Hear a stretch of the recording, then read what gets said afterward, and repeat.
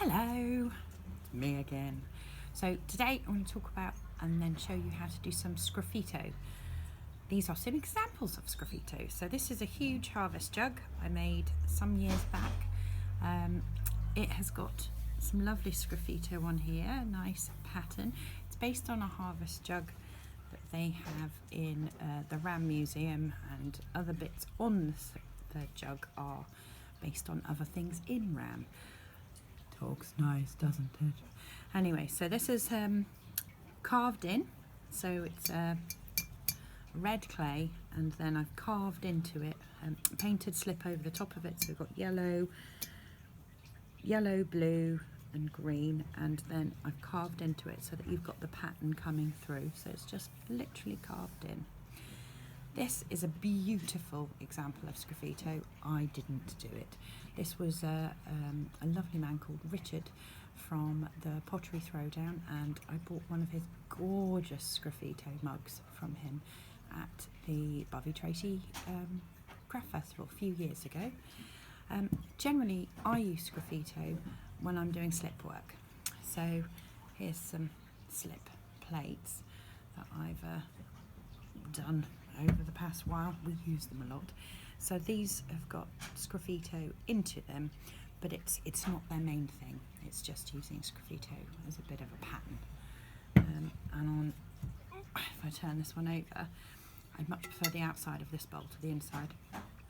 I've put the slips on, and then I pulled a comb through them, which is scratched into it, but is still sgraffito.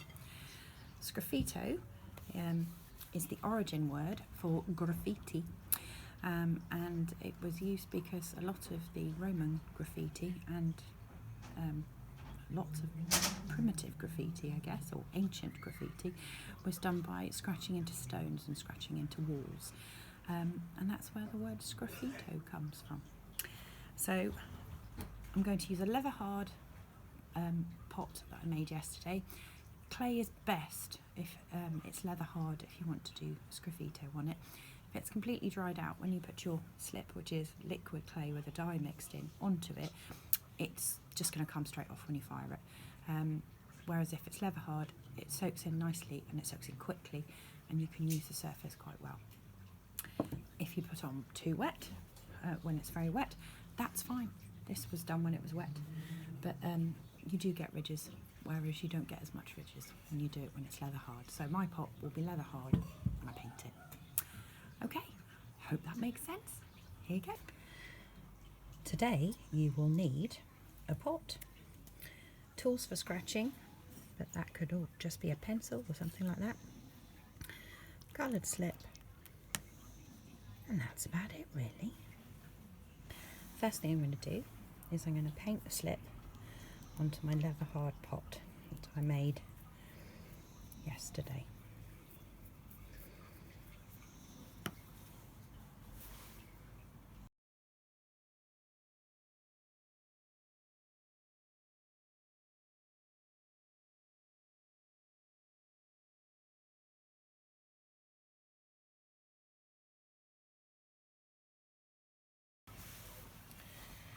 So now I've put my slip on,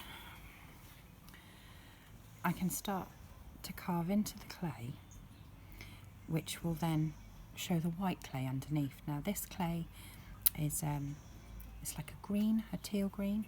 So I'm going to start with my wider end, and I'm not going to worry about these bits, and I'm just going to accentuate the pattern I've already got with the shape of my pot. You can do whatever you want. It's sometimes handy to have a brush on hand to just brush off any of those little bits and then blow. So that's all I'm going to do to start with. That's going to be the sort of start of my pattern. But as you can see, sometimes you have to go back twice. You can start to see the white through the green. If you can't first go, go over it second go. Blow it off and then brush it with the brush. And So I've done these quite wide, but you can carve words and things if you want. You can carve patterns, you can carve flowers. I think now I've done those, I might go on to doing some other kind of pattern. If you use the thinner end, you're going to get a thinner line. So like if I do that there, sort of a feathering effect when you use one stripe against another, and then blow it and give it a brush. So you've got your thick white lines, but then you've also got your thin white lines, which is pretty cool really. Now I obviously have this lovely sgraffito tool, but you don't need to have a sgraffito tool. You can just use a pencil or cocktail stick. I like cocktail sticks. A very versatile. You just need something that can scratch through that soft clay of one colour to reveal the other colour underneath.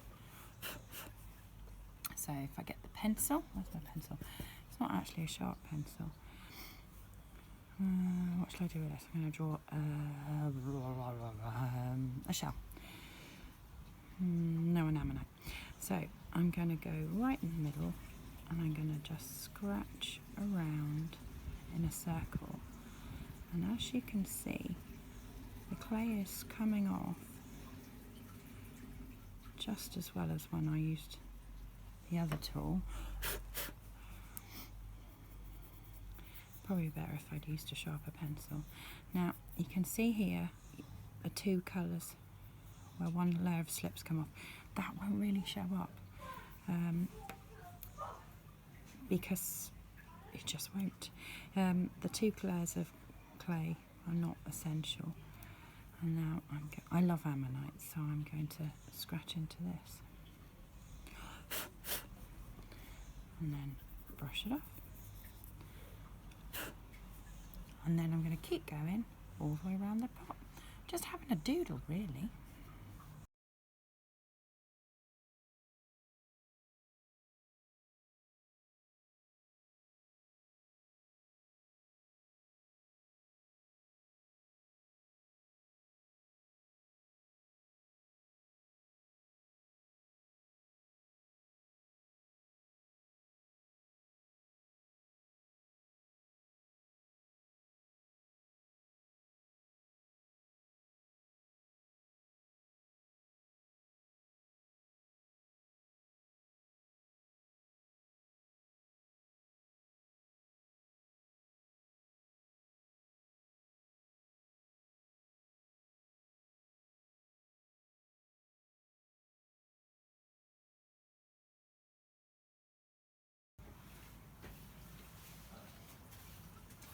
So there's my finished pot.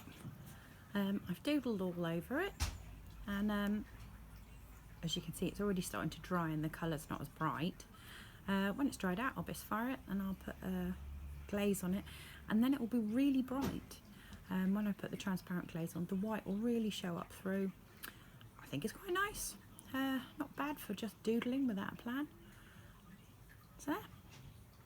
Hope you have a lovely day and have a go at sgraffito. Stay well.